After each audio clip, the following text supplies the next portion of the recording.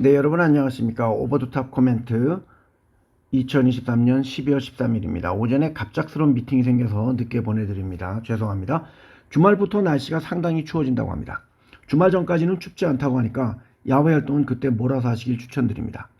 바이든 대통령은 이스라엘에 대해서 그들의 비인도적인 하마스 공격에 대해 비난을 시작했습니다. 다우, S&P, 나스닥은 어제 발표된 11월의 미국의 CPI가 큰 변동이 없었기에 수요일에 있을 페드의 회의 결과는 금리를 인상하지 않을 것으로 예상하면서 각각 0.48%, 0.46%, 0.7%씩 상승을 했습니다. 유가도 오늘 오후 현재 내려오고 있고 금도 또한 2,000불을 깨면서 1994.3불로 내려오고 있습니다. 11월 미국의 CPI는 의류, 에너지, 차량 등의 가격이 하락을 하면서 작년 동월 대비 3.1% 늘어났으며 10월은 3.2% 증가했습니다. 변동성이 큰 에너지와 식품을 제외한 근원 CPI는 작년 동월 대비 4% 증가했습니다. 따라서 큰 하락이나 증가가 없는 모습으로 미국 시간 수요일에 발표가 날 올해 마지막 페드의 모임에서는 금리가 동결될 것으로 예상합니다. 혼다, 현대, 폭스바겐은 미국의 전미 자동차 노조로부터 노조의 결성을 방해하고 있다고 노동중재위원회에 신고를 당했으며 현대는 엘라바마 공장에 3,000여 명이 근무하고 있습니다. 어차피 전미 자동차 노조는 임금의 상승을 이미 빅3 자동차 회사들과 했기 때문에 외국 자동차들도 임금을 올려야 할 상황입니다. 구글은 자사의 모바일 앱을 이용하여 에픽 게임즈에 대해서 위협을 했다는 것으로 독점 금지 법원에서 패소를 당했습니다. 구글은 반독점 행위를 통해 고의적으로 힘을 휘두른다는 혐의로 연방법원 배심원단이 샌프란시스코에서 거의 한 달 동안 진행된 재판이 끝난 후에 4시간도 채 안 돼서 상의를 마친 뒤 패소를 당했습니다. 에픽 게임스는 2년 전에 있었던 애플의 앱스토어와의 재판에서는 패소했습니다. 구글의 모회사인 알파벳은 0.58% 하락했고 애플은 0.79% 상승했습니다. 미국의 말 많은 전기차 회사인 루시드는 나스닥 100 지수에서 제외가 되었으며 CFO가 사임을 했습니다. 매년 12월에 개편이 되는 나스닥 100 지수는 이번에는 중국의 JD.com과 줌 비디오도 함께 제외가 되었습니다.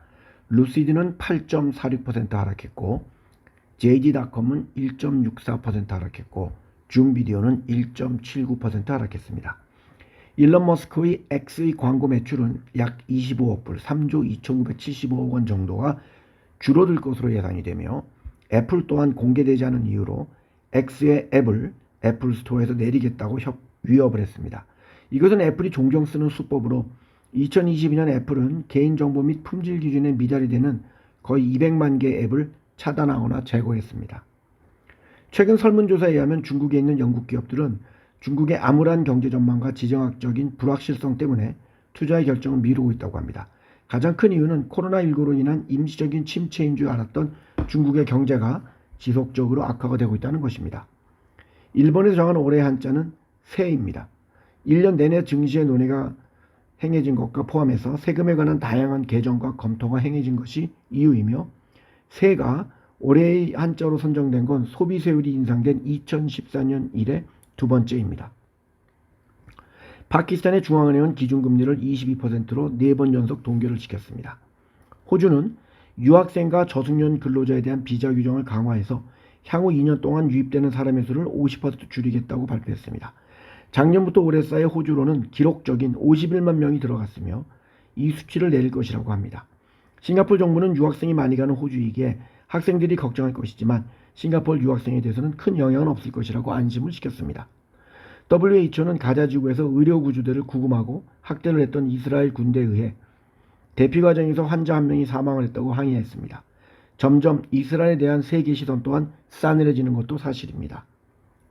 키움 히어로즈의 이정우 선수는 미국의 샌프란시스코 자이언트와 6년에 1억 1,300만 불, 1,390억 6,960만 원 정도의 계약을 했으며 올해 골든글러브를 받은 같은 키움 히어로즈 출신 김하성 선수도 4년 플러스 1년에 3,900만 불, 514억 4,880억 원 정도의 계약을 했으며 이정우 선수의 포스팅비로 받은 키움 히어로즈의 금액은 1,882만 5천 불, 248억 원 정도로입니다. 이정우 선수는 갑자기 샌프란시스코 자이언트 팀의 연봉 1위가 되었으며 샌프란시스코 팬들은 바가지를 썼다고 난리가 난 상황입니다.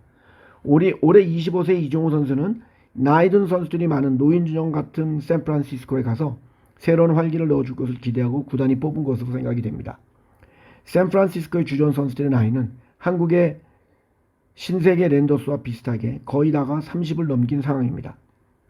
이정우 선수의 아버지이자 바람의 아들인 이종범은 사위인 LG 트윈스의 투수 고우석도 미국 MLB에 포스팅을 하고 있기에 진정한 승자라고 생각합니다.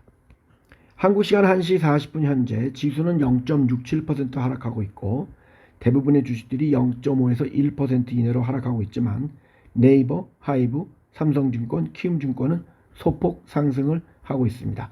에코프로엠은 3.34% 하락을 하고 있고 최근 초전도체로 인하여 연구자들끼리 내분을 겪고 있는 초전도체의 주도주 중에 하나인 서남은 6.68% 하락하고 있고 신성 델타테크는 4.58% 하락하고 있고 CCS는 3.39% 하락하고 있습니다. ETF는 HSCI는 1.21% 내려오며 6,555원에 거래가 되고 있으며 반도체는 0.39% 오르고 있습니다. 리플은 840원에 거래가 되고 있습니다. 오늘도 즐거운 수요일이 되시길 바랍니다. 감사합니다.